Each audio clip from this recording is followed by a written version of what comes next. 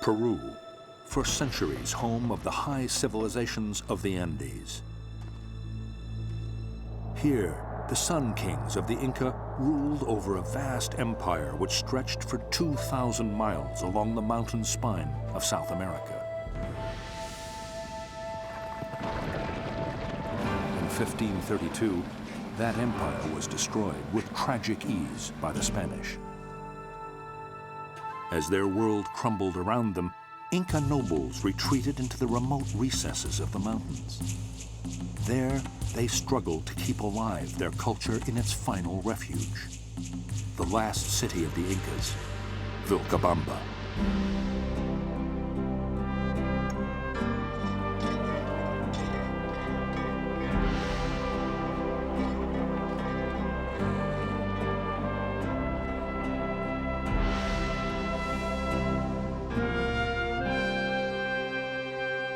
This is the story of two men lured by the siren call of that last Inca hiding place.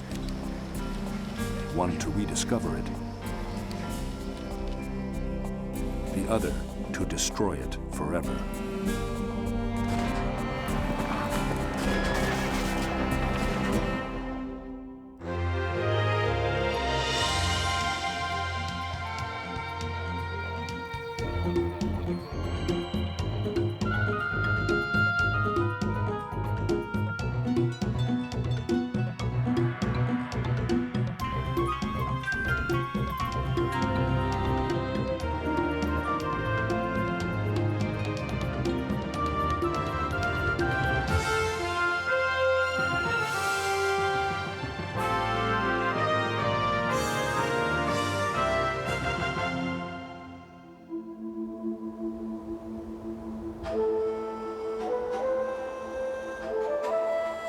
Machu Picchu.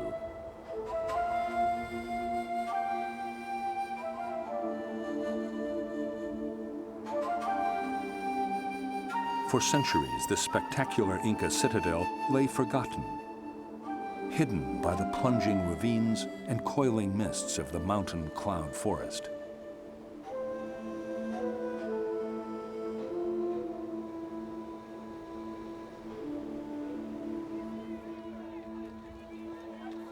The year is 1948.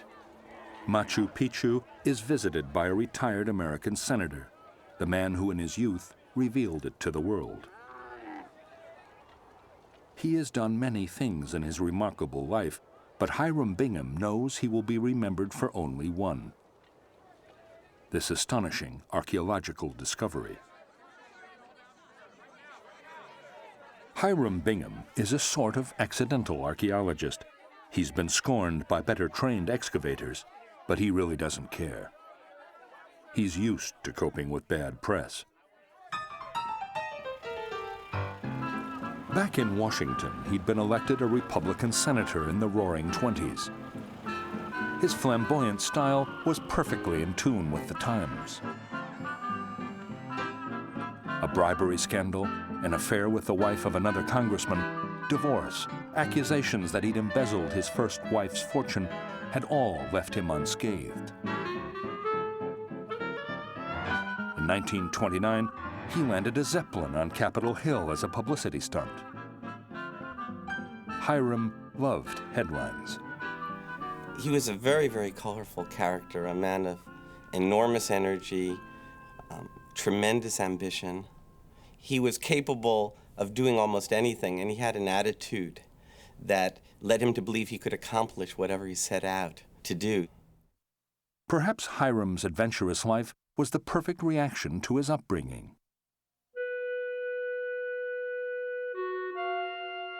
Born to pioneering Christian missionaries in the Hawaiian Islands, Hiram was raised for a life of Puritan austerity. In the world of his childhood, any extravagance, lack of discipline, even dancing were strictly forbidden.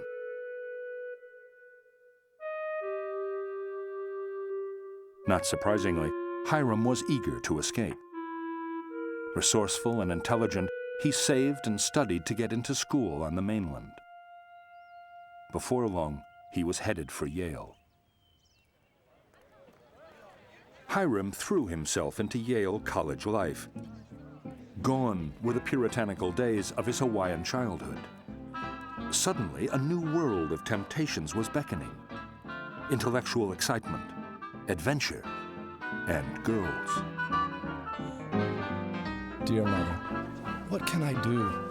I know it will hurt you to think that I dance, but people here in the East cannot understand why anyone should not dance, unless one is sick or lame. I can see nothing wrong with it unless carried to excess. Although reserved, Hiram was determined to enjoy himself. Thanks to his charm, he was soon moving freely in this atmosphere of wealth and privilege. Before long, he met Alfreda Mitchell, heiress to the Tiffany fortune.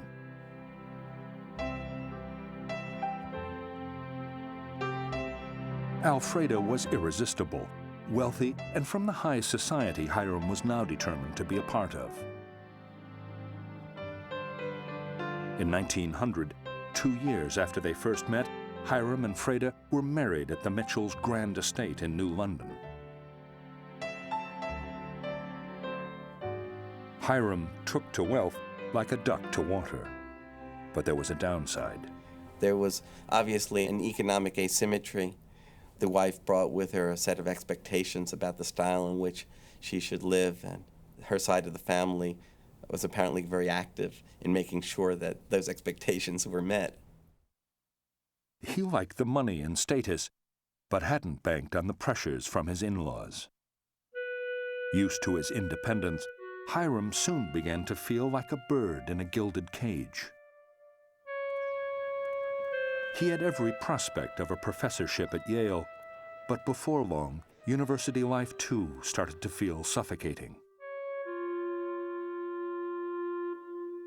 Feeling hemmed in by academia, in-laws, and the pressures of domesticity, Hiram soon started looking for an escape.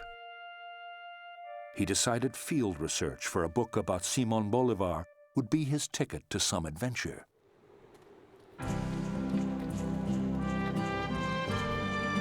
In 1906, he said goodbye to Alfreda and headed off for South America.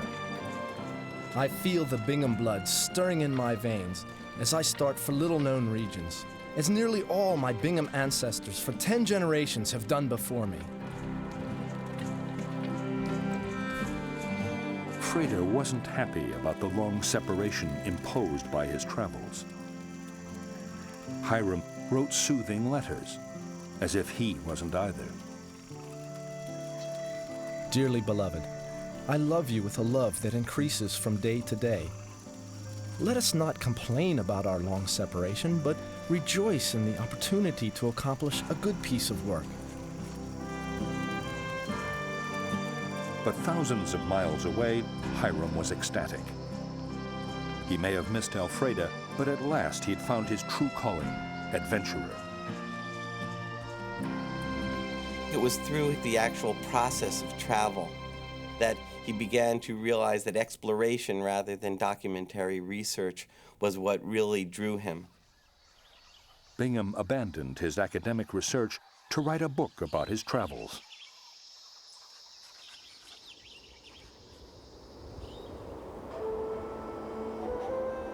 When he reached Peru, Bingham came face to face with the Inca world for the first time.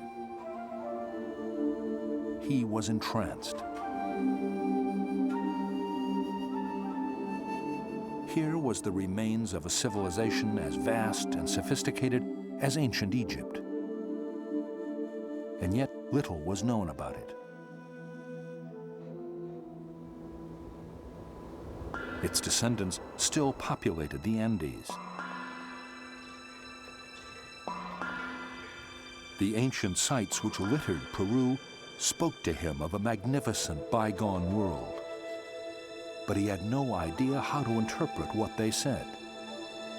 He had to find a method on the spot.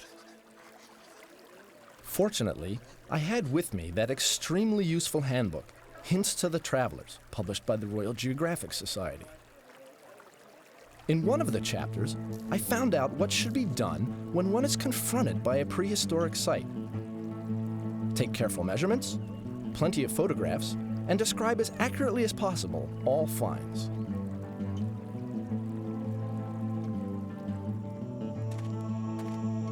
He was soon eagerly examining Inca sites all over Peru.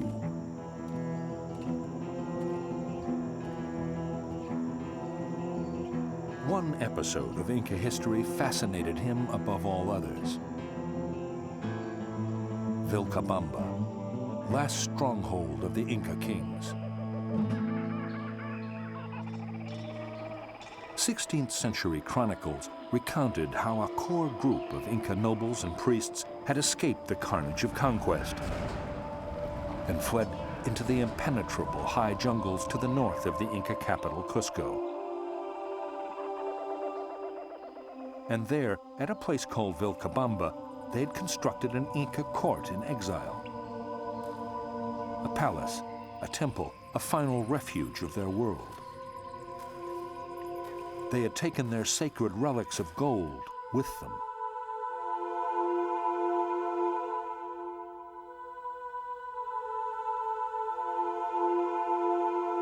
Many had been lured by the accounts of Vilcabamba and gone in search of it. None had ever succeeded in finding it. Perhaps the relics and the gold were still there, hidden in the jungle, waiting to be discovered. Hiram was spellbound.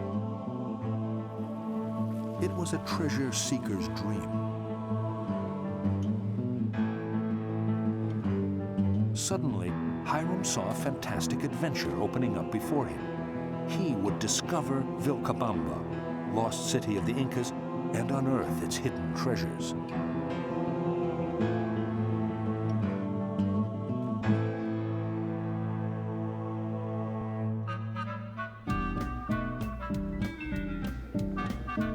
Hiram returned to the U.S. and threw himself into fundraising and his researches on Vilcabamba. He pored over maps and chronicles of the conquest. Based on these, Hiram made meticulous calculations of where Vilcabamba must be. After months of research, he was certain. The last refuge of the Incas had been in a remote place now called Espiritu Pampa. Now, all he had to do was raise the money for the expedition. He was too proud to be totally bankrolled by his wife's family. We went down to the Yale Club in New York City and he gave a speech, and a number of the people came forward. When they saw the pictures of his earlier travels, they became very excited. Last night, a classmate, of whom I have seen very little, came over and talked with me. When I told him about my plans and how I needed $1,800 to pay for a topographer, he smiled and said, $1,800? I'll give you that. I could have shouted with joy.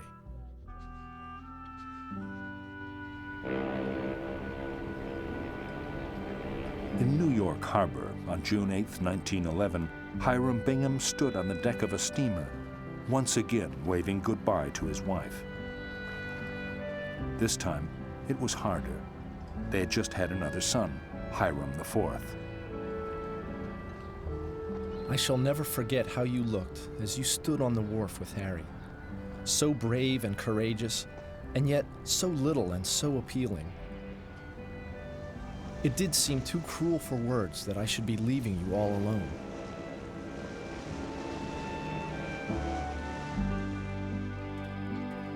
But soon he was back in Peru doing what he loved most. In July 1911, he set off from Cusco, northwards on the long journey to Espiritu Pampa. Back in his element, Hiram was overjoyed.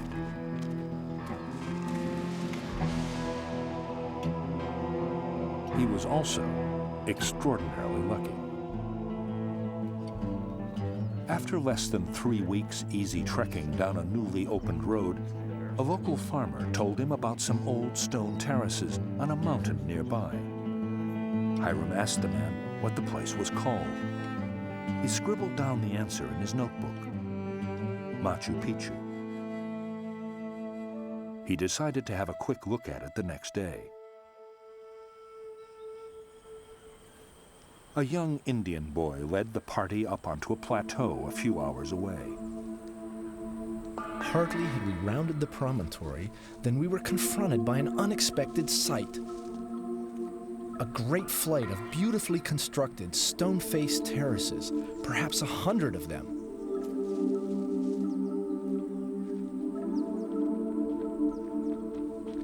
I could scarcely believe my senses.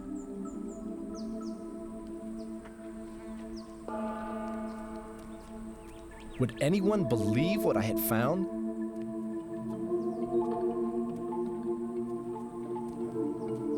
Fortunately, I had a good camera.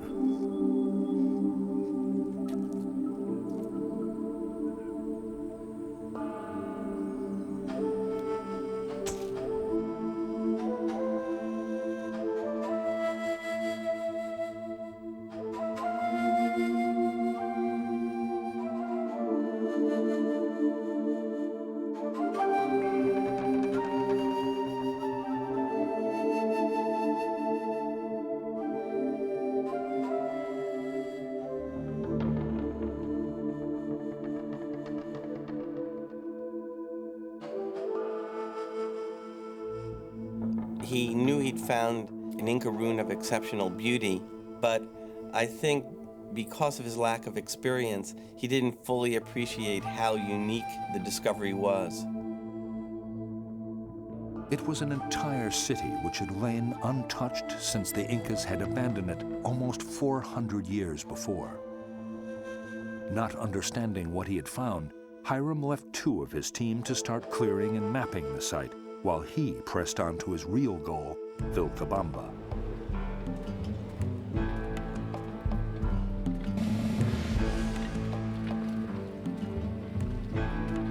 He forged on northwards, pushing his team through tangled jungle and perilous ravines. Sure, he was heading towards greater discoveries. A fabulous lost city of temples and palaces that would put any other Inca ruin to shame.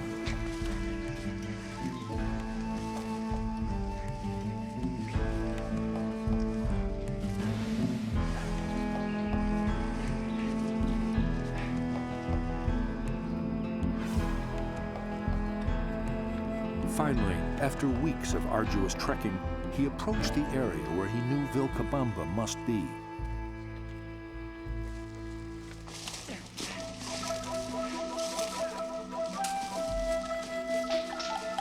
For days, his team hacked through dense underbrush and tangled vines. To their great astonishment, they found nothing. Espiritu Pampa was a desolate upland plateau with a few unimpressive stone foundations and a lot of dense jungle. It was a far cry from the magnificent city Bingham had imagined. He was disappointed and confused. Could this be Vilcabamba? Or had his calculations been wrong?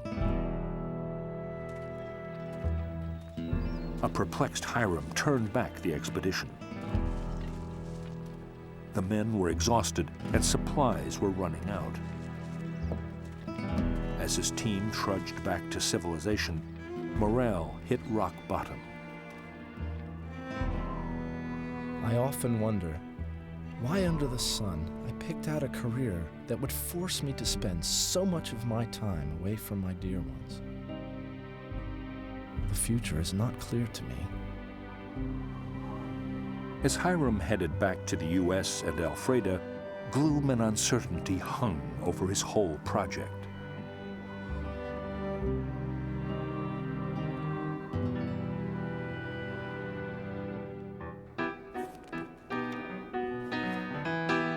Once back in the U.S., Hiram's spirits revived, and with them his dreams of Vilcabamba. He rechecked his calculations of its position. If it was not Espiritu Pampa, could it be Machu Picchu? But Machu Picchu's position still seemed wrong. he decided to return to Peru the following year and investigate his find more thoroughly. When he arrived at Machu Picchu again in the summer of 1912, what the workman had revealed was quite simply stunning.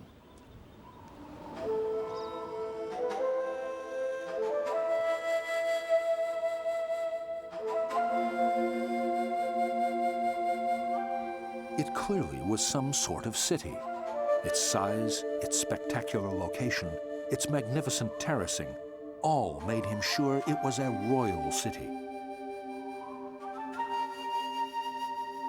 No one but a king could have insisted on having the lintels of his doorways made of solid blocks of granite, each weighing 3 tons. What a prodigious amount of patient work had to be employed.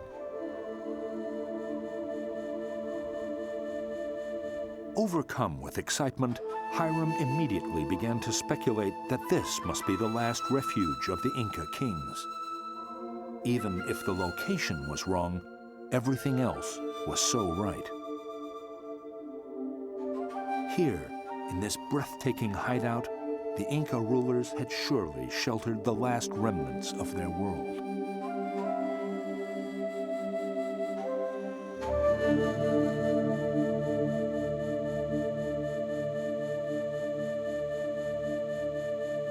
Hiram devoted himself to his spectacular find at Machu Picchu.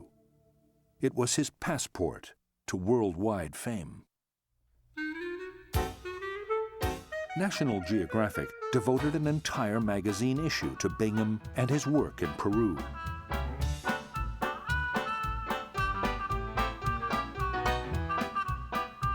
Suddenly, everybody knew about Machu Picchu and the man who uncovered it.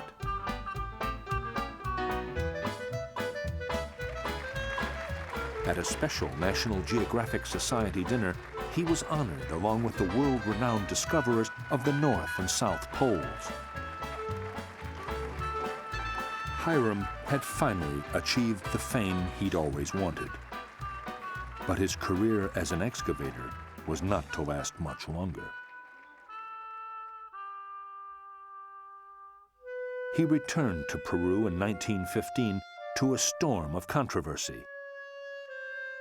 For many Peruvians, the apparent absence of spectacular gold among Bingham's finds was deeply suspicious.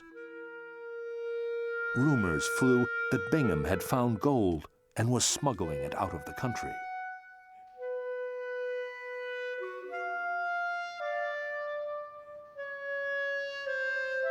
Fed up, fearing arrest, Hiram packed and left Peru.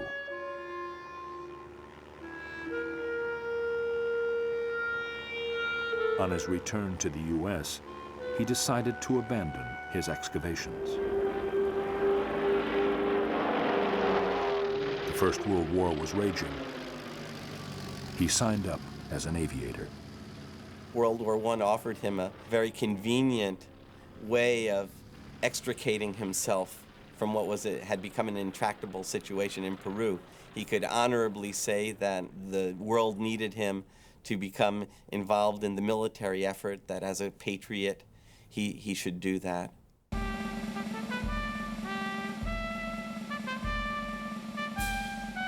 After a tour of duty in Europe, Bingham had the perfect qualifications for a political career. Yale man, world-famous explorer, and now war hero. He was elected in 1924 to the U.S. Senate with little difficulty. His political star rose steadily through the 1920s. But a bribery scandal and the Great Depression brought it down fast. The political tide turned against Hiram and his buccaneering style. He lost his Senate seat in 1932. Before long, he lost Alfreda too, and left taking a large part of her family's money with him.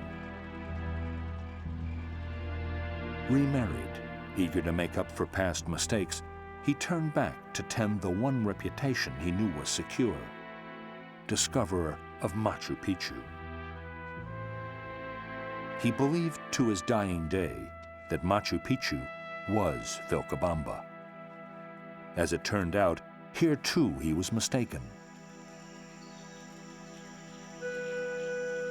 Later discoveries made it clear the real Vilcabamba was exactly where Hiram's first calculations had put it, at Espiritu Pampa. Beneath the tangled overgrowth of Espiritu Pampa's desolate jungle, the remains of Vilcabamba had been lying only a few hundred yards from where Hiram had searched.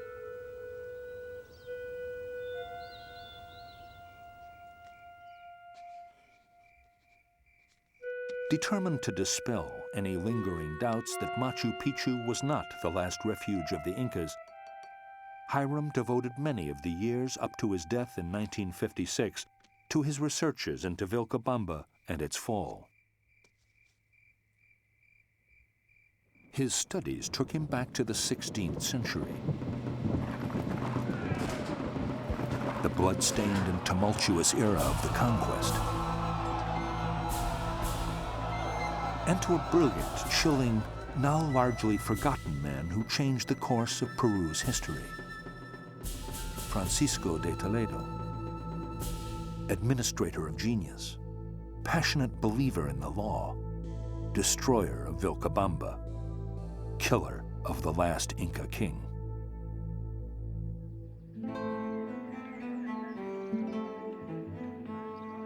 Francisco de Toledo was born in 1515 into the high Spanish nobility of the town of Oropesa.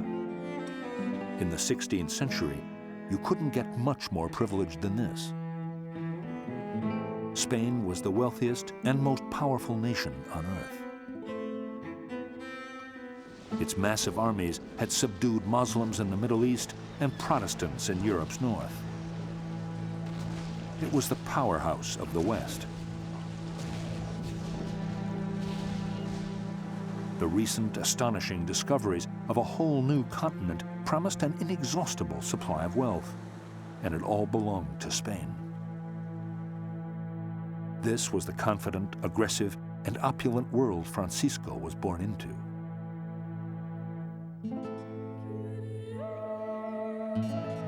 But despite his family's position, his early life was not easy.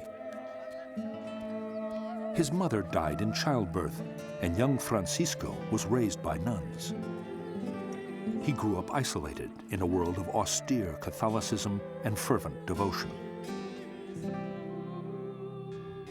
Young Francisco took on the qualities of the religious world that shaped him. He became tough-minded, disciplined, and an ardent believer in the justice of Christ.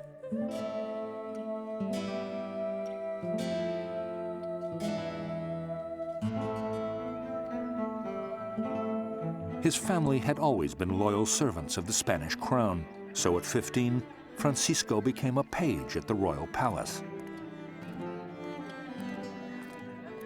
In 1532, Francisco would have been at court for only 2 years when he heard the astounding tales of Pizarro's conquest of Peru and the astonishing ransom in gold of the Inca king Atahualpa. These were reports from beyond the edge of the known world. How could his imagination not be seized by the faraway kingdom of Peru and its amazing riches?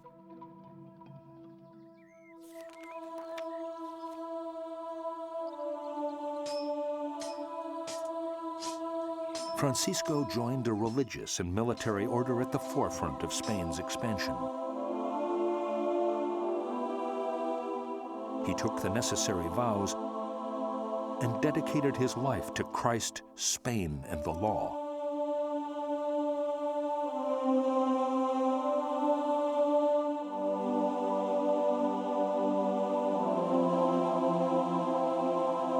Toledo was brought up to be what we would consider a humanist. He had training in the law.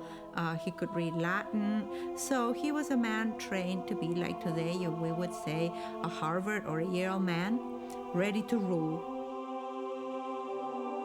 Francisco rose fast through the ranks. By 1558, he'd become a permanent, powerful member of the royal household. He was one of the chosen few present at the bedside of King Charles V when he died. Francisco went on to serve the next king of Spain, Philip II, who, on taking the throne, was confronted with a devastating and unexpected realization. The empire was broke. Overextended in Europe, Spain had also financed decades of conquest and exploration in the Americas. Very little was coming back. All that Inca and Aztec gold that had been melted down turned out to be a drop in the ocean. The real wealth of the colonies was in the hands of the encomenderos, the new Spanish overlords who had divided up the lands and the Indians amongst themselves. In a feeding frenzy over the astonishing wealth of their newfound land, the encomenderos had spawned Spain's very own Wild West, where lawlessness and the sword ruled.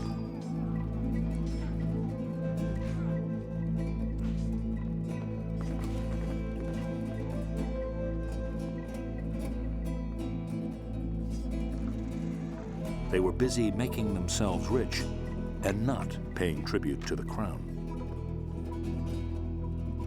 Philip realized he desperately needed someone who could straighten out the colony in Peru and get some revenues flowing back to Spain. That man, he decided, was Francisco de Toledo.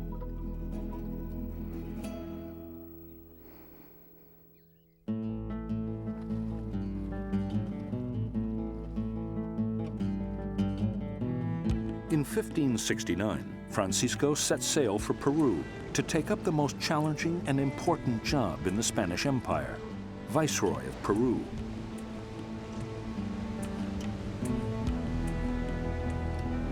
The grueling journey took almost an entire year across the barely charted waters of the Atlantic, and then down the Pacific coast of South America to Peru.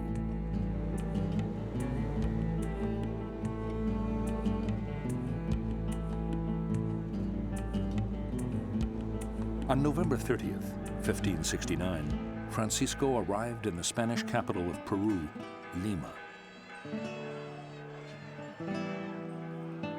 Anxious for his favor, the local encomenderos gave him an enthusiastic welcome. But in a letter to King Philip, he secretly confided his disgust for the anarchic little frontier town and its Spanish overlords. The Spaniards in this kingdom have tried to fill their greedy hands in the looting of ancient tombs and sacred worship sites, and it is the most common thing for them to wildly flaunt their finds. But this is what he'd been sent to put right. The new viceroy threw himself into the task of reforming the delinquent colony. It quickly became clear to him that the colony was being pulled apart by two powerful forces. On the one hand, there were the encomenderos, who fought amongst themselves and enslaved the Indians. On the other, there was the church, which also felt it had a moral right not only to Indian souls, but their labor. The whole colony was feeding itself on Indian toil and Indian ignorance.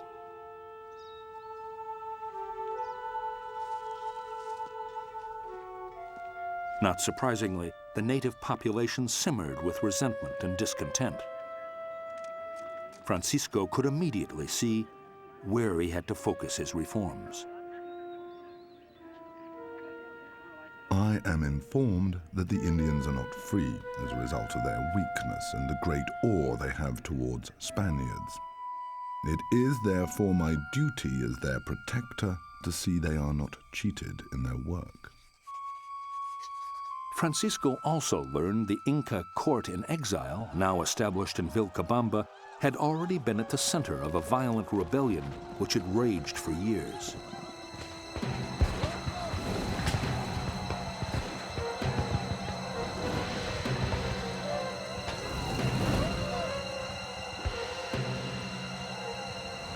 When Toledo arrived to Peru, he was sympathetic to the Incas. On the other hand, there had been this famous uprising of the Incas. The Incas had retired to Vilcabamba, and they were threatening the whole process of the conquest.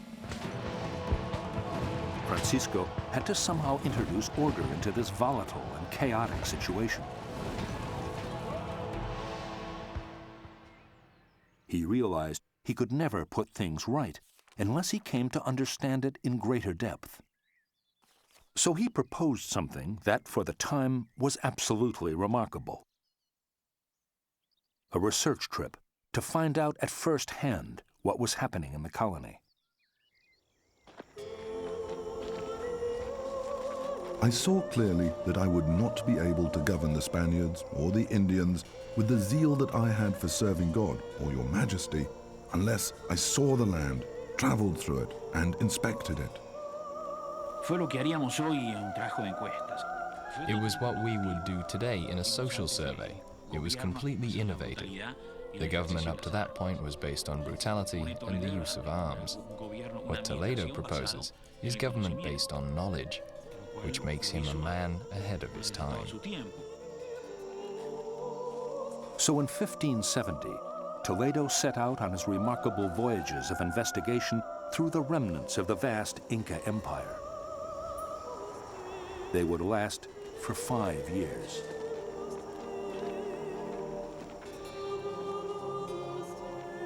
With translators and scribes, he traveled from one end of the colony to the other, interviewing Indians and Spanish alike, collecting data on population, land holdings, resources, and local history. In the years of his travels, he accumulated an astonishing 600,000 documents. As Francisco listened to Indians talking, he understood the magnitude of their catastrophe. Not only had they been subjected to the encomenderos, but they were dying by the hundreds of thousands. A series of devastating epidemics of European diseases to which they had no resistance had already wiped out over half the Indian population of Peru.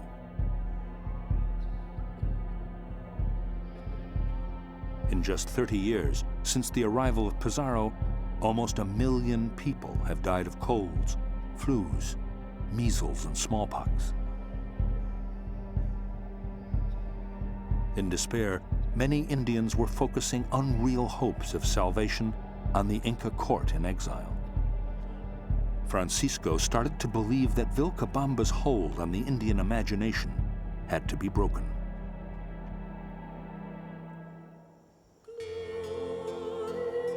Francisco traveled on. In the course of his research, he covered all the territory from what is now Quito in Ecuador to Bolivia.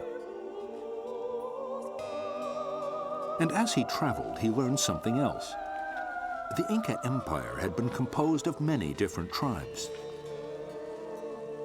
The Incas were just one of them who had come to dominate the others only recently, about 100 years before the arrival of the Spanish.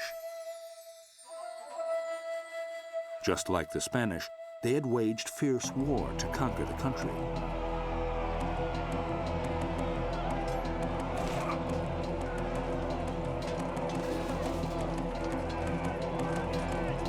There was no shortage of evidence of Inca brutality to weaker tribes. The Incas are tyrants, and as such, intruders in the government of these lands. I think he was looking for arguments in order to justify the Spanish conquest within these particular realms. And he saw that the excuse could be to blame the Inca people as being tyrants, as being dictators, as being people who had imposed themselves with force on the populations they had conquered in order to present the Spanish conquest as a sort of liberating process. Yo creo que no estaba equivocado. Claro, pasa He que wasn't cuando wrong. uno usa la palabra tirano, What happens is when you use the word tyrant, it has a whole moral connotation. The Incas were an authoritarian system with an imperial military force which was extremely violent, cruel, and which used the sorts of torture which would scandalize us if they were used in European wars.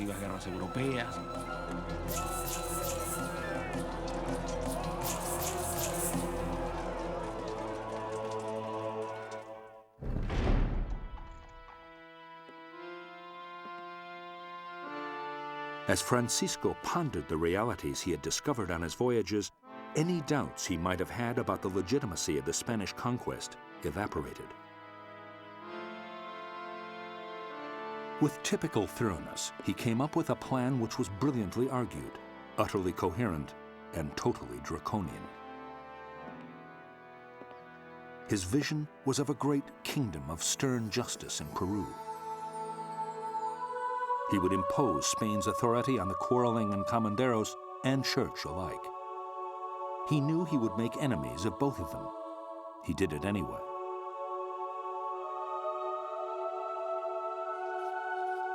And he would totally reorganize the Indian world so that it could experience both the justice and authority of the Spanish crown.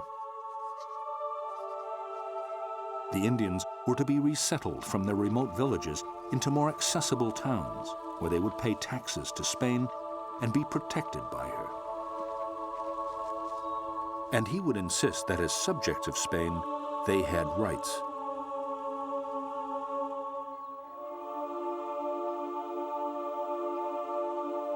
But there was one terrible price to pay for Francisco's vision of a just social order in Peru.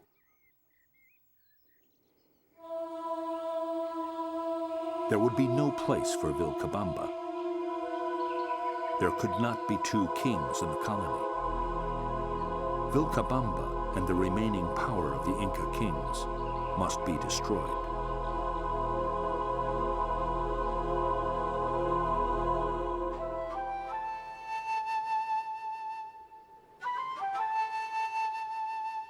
Unknown to Francisco, the Inca king he was deciding to destroy was little more than a boy,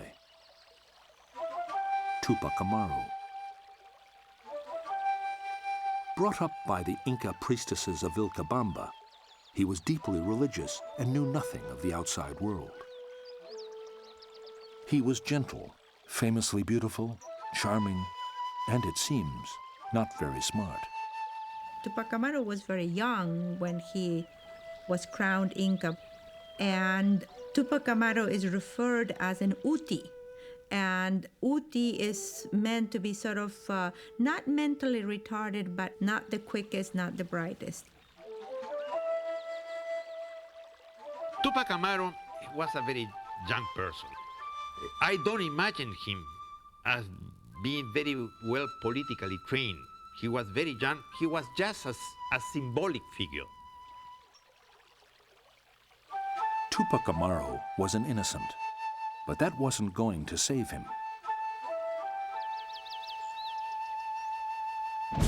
On June 16, 1572, Spanish troops thunder towards Vilcabamba.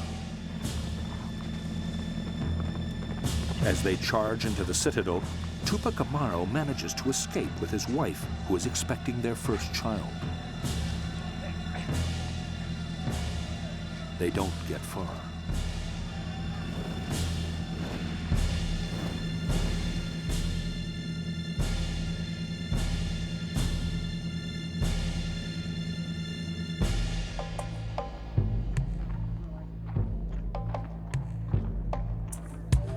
The bewildered young Tupac is dragged back to Cusco, and on September 21st, 1572, condemned to death.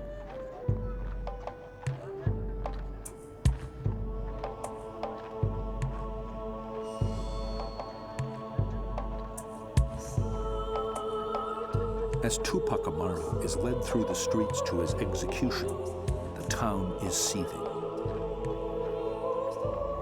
Everybody has fallen in love with the handsome young king. Not just Indians, but Spaniards too. They all want Francisco to relent.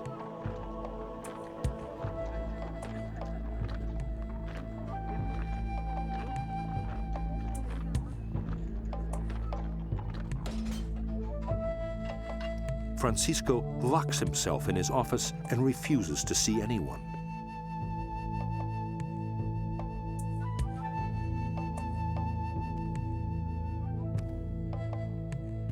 In the main square of Cuzco, Tupac Amaru rises to the execution block. An eyewitness records the scene. As the multitude of Indians saw that lamentable spectacle, they deafened the skies, making them reverberate with their cries and wailing.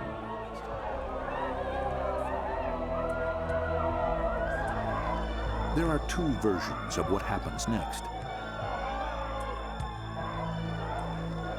In one, Tupac quiets the crowd and says nobly, "Mother Earth, witness how my enemies shed my blood."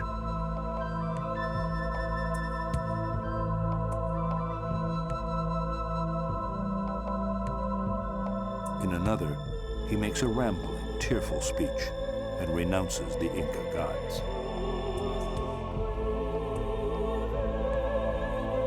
Everyone prays that Toledo will change his mind. But from Toledo's closed office, there is a resounding silence.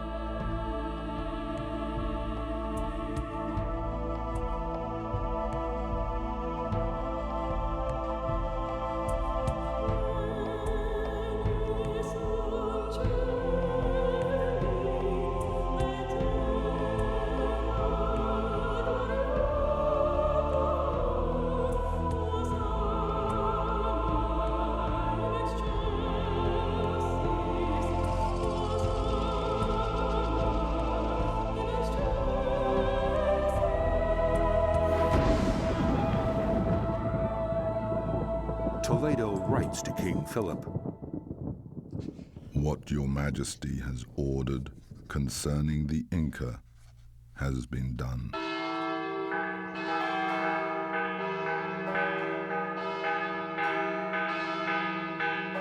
But His Majesty has not ordered the death of Tupac Amaru, only a solution to the Indian problem.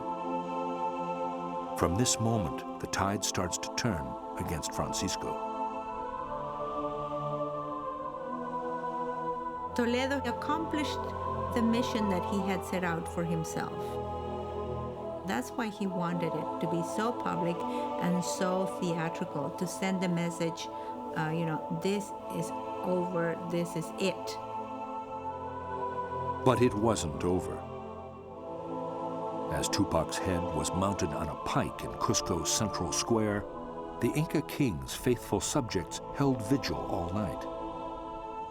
And immediately, the story circulated that Tupac Amaru's head became more beautiful with each passing minute.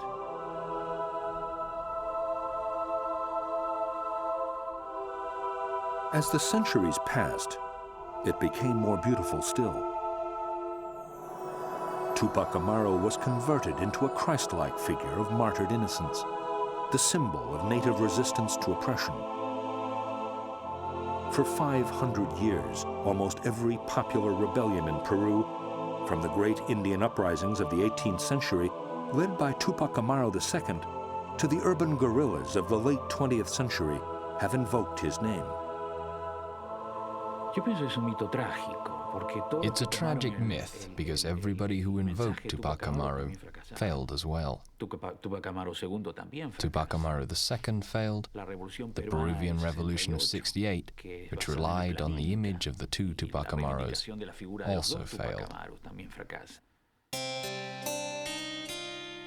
As history turned Tupac Amaru into a tragic hero, it turned Francisco into a caricature of the cruel Spaniard. Forgotten were his stands for justice and the rights of Indians against the brutal exploitation of the encomenderos. He became famous for one thing: executing the innocent boy king, Tupac Amaru. Pasa que hay que ver quién escribe la historia. You've got to remember who is writing that history. The history of Spain was written by priests, the missionaries who hated Toledo.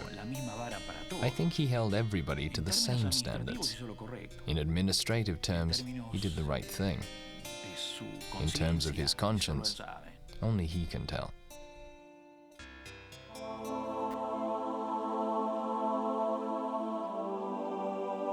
After a remarkably successful reform of the colony in Peru, Francisco returned to Spain expecting honors for his years of faithful service.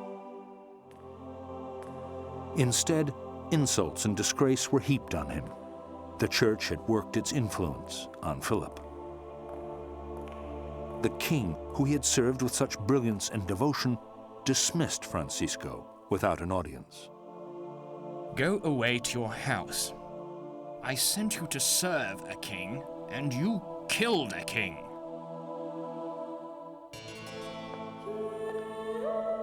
It was a devastating blow.